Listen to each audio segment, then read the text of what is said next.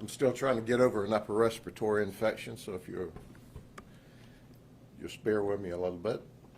We'll tell you about a crazy event, and it all happened at the Shady Cove Bar and Grill on Highway 544, which is east of Haines City in the unincorporated area. It's about 5:12 in the afternoon. And Joshua Badillo, who's 31 years of age, comes into the bar. And inside the bar is a motorcycle gang group of a few people and some ladies, and they're minding their own business, having a few beers. They've apparently been at some kind of memorial ride earlier in the day. Joshua's been drinking. He comes up to them and begins to have a conversation. And from the conversation, an argument erupts.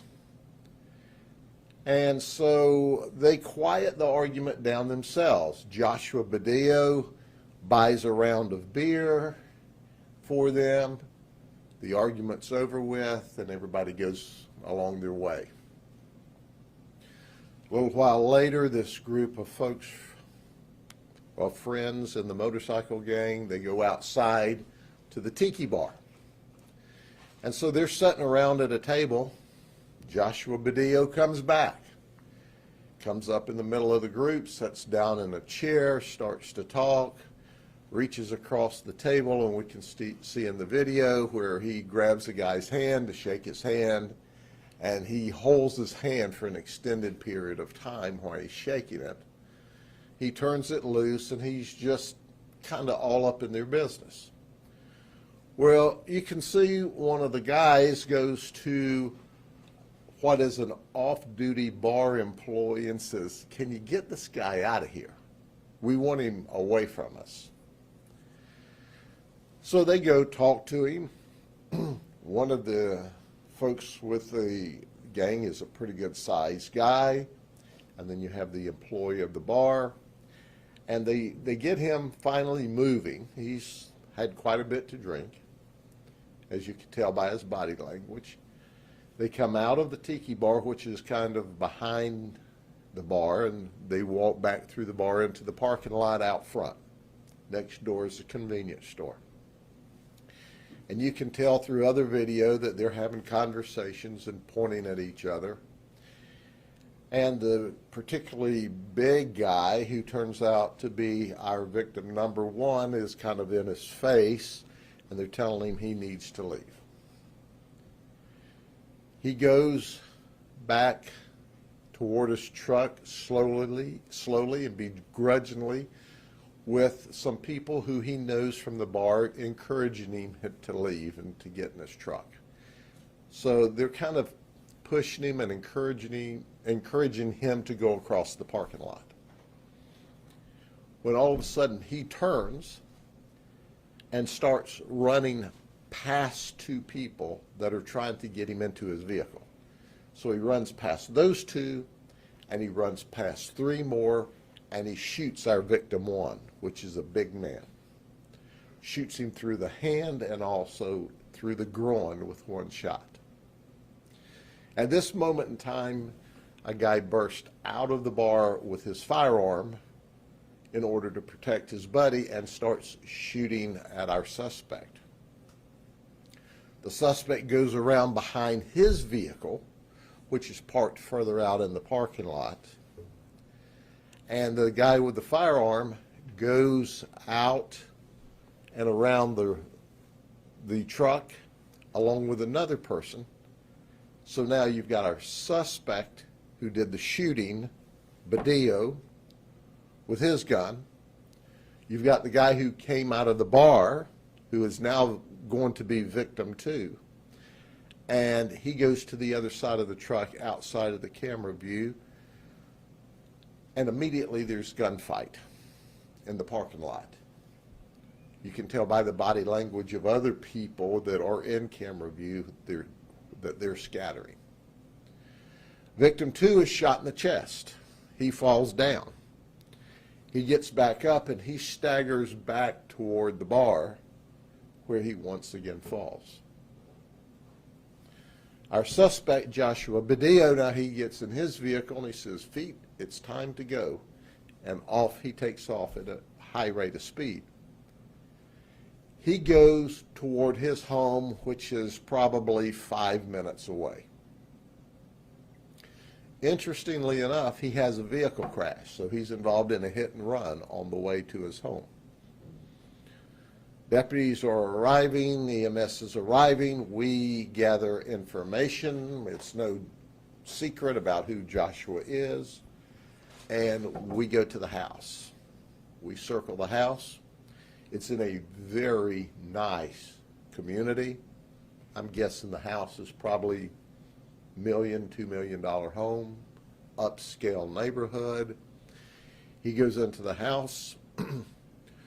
We walk around the vehicle and we see blood. Turns out Joshua Badillo is shot as well, and he's in the house. So after about 45 minutes in the house, apparently he decides, hey, I'm really bleeding. This could be serious. He comes out to the deputies. We take him into custody and we remove him to the hospital, where we determine that he shot under the armpit and it comes out his back shoulder. So we have this shootout at Shady Cove where the suspect shoots 2 people, kills one of them, and he, in fact, is shot in part of the shootout. And it all started over an argument, a simple argument, and ended up with a dead man, a shot man, and a shot suspect. Joshua Badillo is charged with attempted first-degree murder and felony first-degree murder on the individual that died.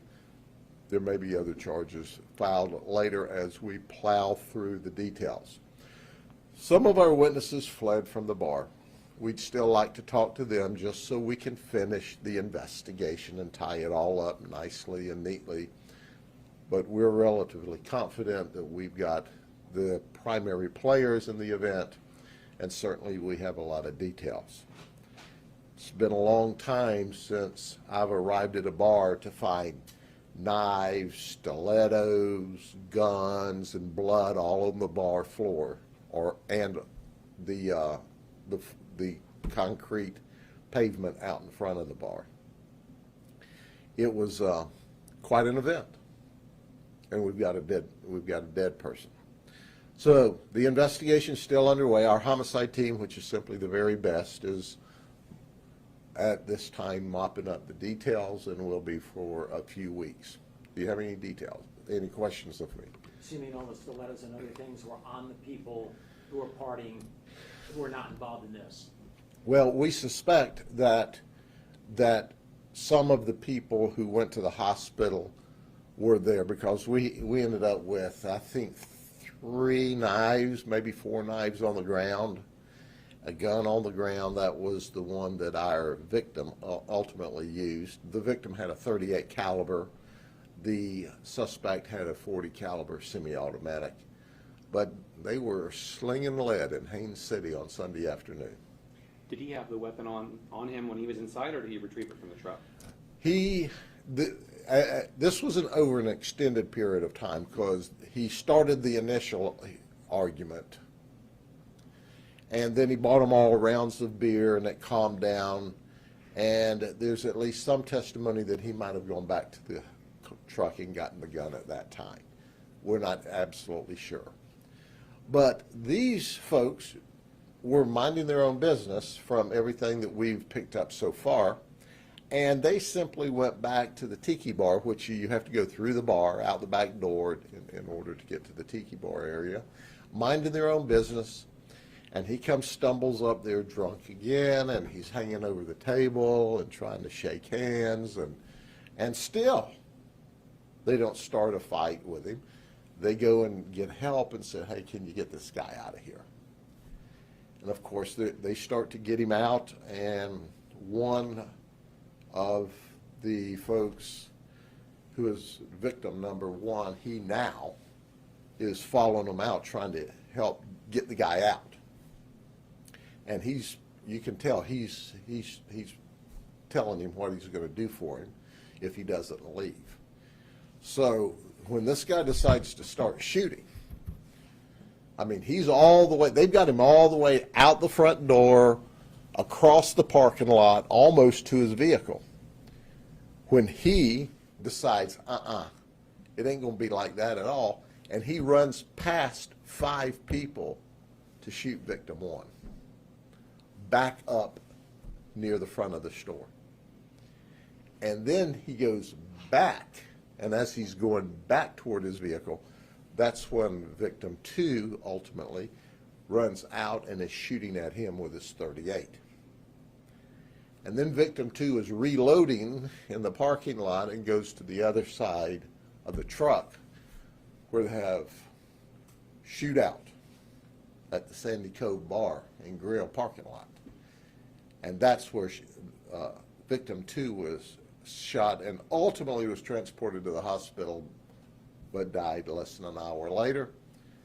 And our victim, he leaves, he's involved in a hit and run. We catch him he lives there, but as I understand it, his parents' house in a very nice neighborhood.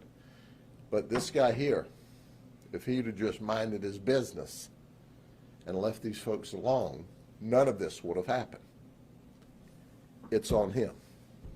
How many, oh, sorry. What's the status of the person he hit? The person he hit, he was in a car wreck? Is that person okay? We're following up with that. That person's okay. How many bullets were exchanged, and did any go inside the building, either at the convenience store or at the dive bar? We're still counting because there were shots toward the bar, and then there were shots across the parking lot and across Highway 544. And then there was a shootout parallel to Highway 544. And then apparently the suspect, after he shot the victim in the chest, for good measure, ripped another one at him, which went across Highway 544. We can see where it skipped through the dirt. So we had a surreal life shootout for a few minutes. And we've got a dead person as a result of it. And this guy should spend the rest of his life in prison for his efforts. And it all would have been so easy if he'd have just minded his own business. But that's not always what drunks do. How about history? Does he have a history with you, or does he know you? He doesn't have a significant history. He's got some minor stuff, I believe, but not a significant history.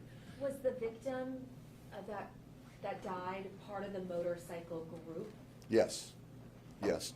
And once again, they weren't being rowdy. They weren't out of control. They were minding their own business. And we got Joshua Badillo, who, he drank him some liquid courage and decided he'd march around like a banty rooster, and now we've clipped his wings and he's going to jail. The man who died was the one that was shot in the chest? Yes. So this And does- he was one of the group. So you have a motorcycle gang. Could he be a motorcycle guy and be in a rival gang, and maybe that's what? No, so far we don't see any gang affiliation with him. He did apparently recognize one of these other guys as being part of a former gang, and they've now gone to a new gang, but these guys weren't creating any trouble. Are you saying that he was part of a gang at one point? No, the other guy. Okay. He recognized one of the others as being a former gang member. At this point, we've not been able to document that he's part of any gang or ever has been. What gang are we talking about? Well, we don't like to give out their names because we don't like to market for them. Can we have the age of the victim who died? The victim, I think, was 54 or 56. 54, we'll get the details for you, but and it's sad. It should have never happened. But stupid is as stupid does. Sounds like he's lucky to be alive himself because he easily bled out. Well, he is. He's lucky. If the other guy had been a better shot, he would have been dead too. But the other guy was not a good shot, and ultimately, he came out to protect his buddy, and he ended up dying. Victim 2 did. Okay, anything else? Thank you very much. Y'all have a good day, and we'll see you the next time somebody does something really stupid. Take care.